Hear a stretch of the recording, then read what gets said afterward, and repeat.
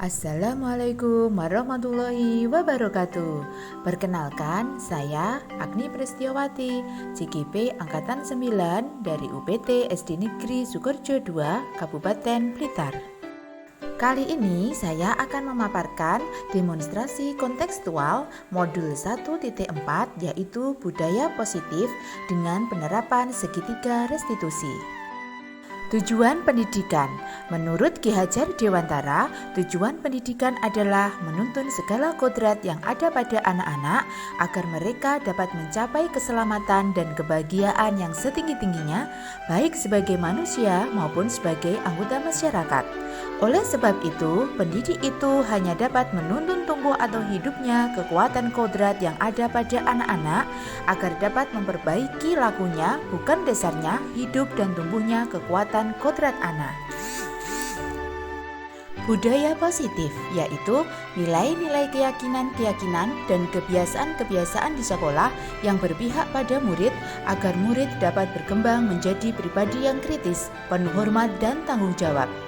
Adapun konsep utama budaya positif yaitu pertama, disiplin positif, kedua, kebutuhan dasar manusia, tiga, posisi kontrol, empat, keyakinan kelas, dan kelima, segitiga restitusi. Di sini kita akan membahas segitiga restitusi.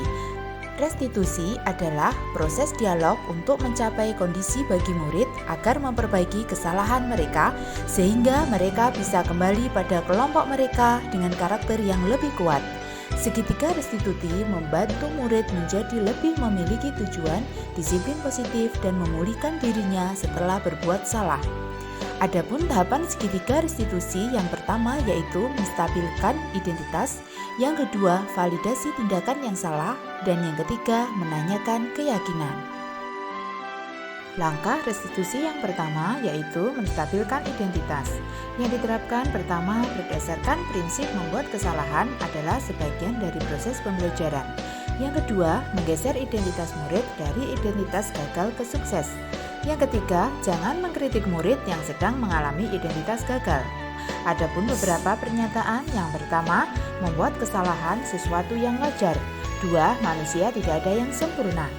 Tiga, kita bisa memperbaiki masalah ini. Empat, saya tidak menanyakan kesalahannya, tetapi fokus memperbaiki masalah ini. Lima, apakah saat ini kamu tengah menjadi orang yang baik untuk dirimu sendiri? Adapun langkah segitiga restitusi yang kedua yaitu validasi tindakan yang salah. Pertama, berdasarkan prinsip setiap perilaku berupaya memenuhi suatu kebutuhan tertentu. Dua, guru akan bergeser dari pemikiran stimulus respon menjadi proaktif. Tiga, mengenali dan mengakui kebutuhan murid ini dapat memperbaiki hubungan dengan murid. Yang keempat, pertanyaan atau pernyataan disampaikan dengan nada suara tidak menghakimi atau memojok. Contoh pernyataan yang pertama, kamu bisa saja bertindak lebih gegabah lagi dari ini. Dua, kamu bukan melakukannya tanpa suatu alasan tertentu. Tiga, kamu melakukannya karena mempertahankan sesuatu yang penting. Empat, mungkin kamu bisa mempelajari suatu perilaku baru yang lebih efektif. Bersediakah kamu mempelajarinya? Adapun langkah segitiga restitusi yang ketiga yaitu menanyakan keyakinan. Yang pertama, termotivasi intrinsik. Dua, saat perilaku tervalidasi dan identitas sukses telah stabil, maka murid telah siap mengaitkan keyakinannya dengan tindakan yang salah. Adapun pertanyaannya, yang pertama, sebagai keluarga atau kelas, apa yang kita yakini? Dua, nilai-nilai apa yang telah kita sepakati? Tiga, seperti apa gambaran sebuah kelas yang ideal bagi kamu? Empat, kamu ingin menjadikan orang seperti apa? Berikut adalah penerapan segitiga restitusi dalam memecahkan masalah murid di sekolah. Penerapan segitiga restitusi dalam pembelajaran. Kasus yang pertama, murid yang datang terlambat ke sekolah. Pada hari Rabu, jam pertama di kelas 6, seorang murid bernama Marino terlambat datang ke sekolah. Marino datang terlambat ke sekolah dan terlambat masuk pada jam pelajaran pertama. Dia lari tergesa-gesa untuk masuk ke dalam kelas.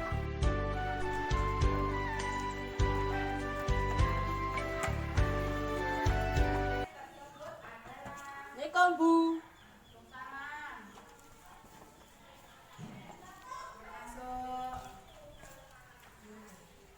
Kenapa kok datangnya terlambat? Nah, bangunnya kesiangan. Tadi malam tidurnya terlalu malam ya?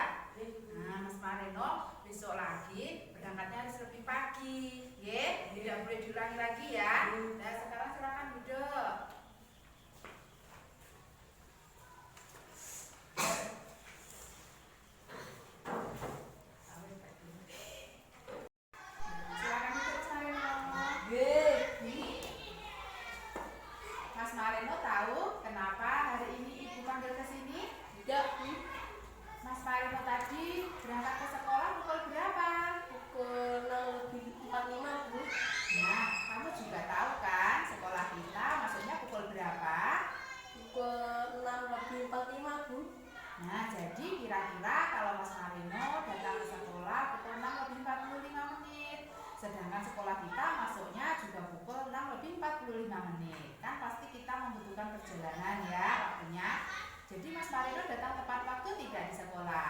Belum, Bu, saya terlambat. Oh iya nak, semua orang pasti pernah berbuat salah, seperti ibu juga pernah melakukan kesalahan. Tetapi di sini ibu tidak akan mencari siapa yang salah. Kita di sini mencari solusi agar Mas Marino tidak datang terlambat ke sekolah lagi ya. Oke, Bu. Mas Marino pasti punya alasan kenapa hari ini kamu datang terlambat ke sekolah. Karena bangunnya kesiangan, Bu. Kalau boleh tahu nak, kenapa kamu bangunnya kesiangan hari ini?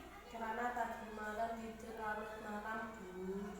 Bermain game. Oh, jadi penyebab Mas Marino datang terlambat ke sekolah, kamu tidurnya tadi malam terlalu malam sehingga bangun kesiangan ya. Oh, Bu. Ya. Kira-kira datang terlambat ke sekolah itu sudah sesuai belum dengan keyakinan kelas kita yang sudah kita sepakati bersama? Belum, Bu. Saya melanggar keyakinan kelas, Bu. Oh iya, Mas Marino masih ingat tidak keyakinan kelas yang sudah pernah kita buat bersama? Masih, Bu. Coba apa saja nak yang kamu ingat? Datang tepat waktu dan membuang sampah di tempatnya. Nah, kira-kira hal apa saja yang bisa dilakukan untuk mencegah agar kamu tidak datang terlambat ke sekolah lagi? Bangun pagi, tidak tidur larut malam, menyuruh ibu membangunkan. Oh iya, baik. Kira-kira Mas Marino melakukan perubahan tersebut mulai kapan? Tadi malam, Bu. Oh ya, jadi mulai nanti malam Mas Marino tidur lebih awal lagi ya, sehingga Mas Marino tidak datang terlambat ke sekolah. Terima kasih ya Mas Marino. Mas Marino sudah mau melakukan perubahan-perubahan yang baik sehingga Mas Marino menjadi anak yang taat pada peraturan dan juga anak yang bertanggung jawab. Terima kasih ya nak. Sekarang istirahat.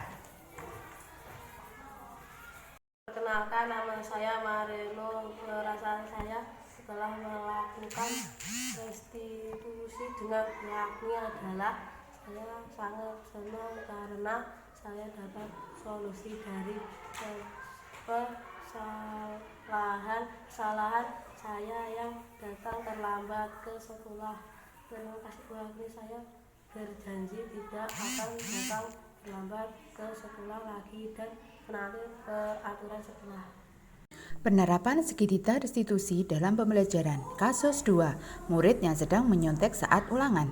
Tiara adalah siswa kelas 6. Pada saat ulangan penilaian tengah semester, dia sedang menyontek pekerjaan temannya yang duduk di belakangnya.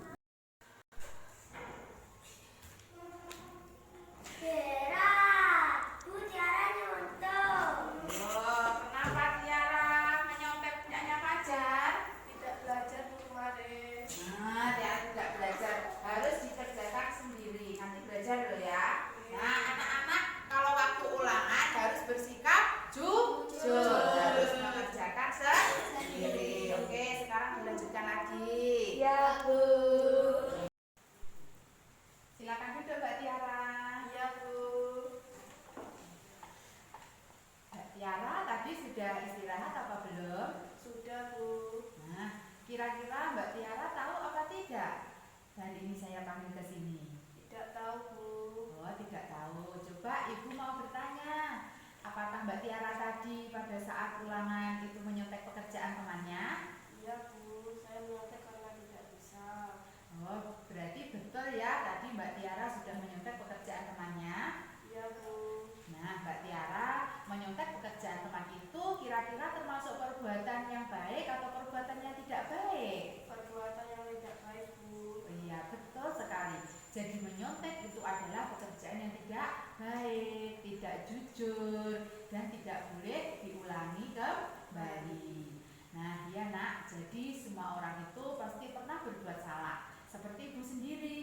sudah pernah melakukan kesalahan. Tetapi di sini ibu tidak akan mencari tahu siapa yang salah.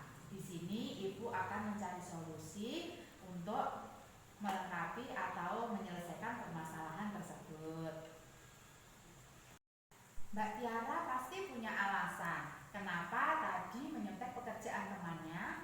Karena semalam saya ketiduran, Bu. Oh, semalam Mbak Tiara ketiduran. Jadi tadi malam Mbak Tiara belajar apa tidak kalau ketiduran? Tidak, Bu.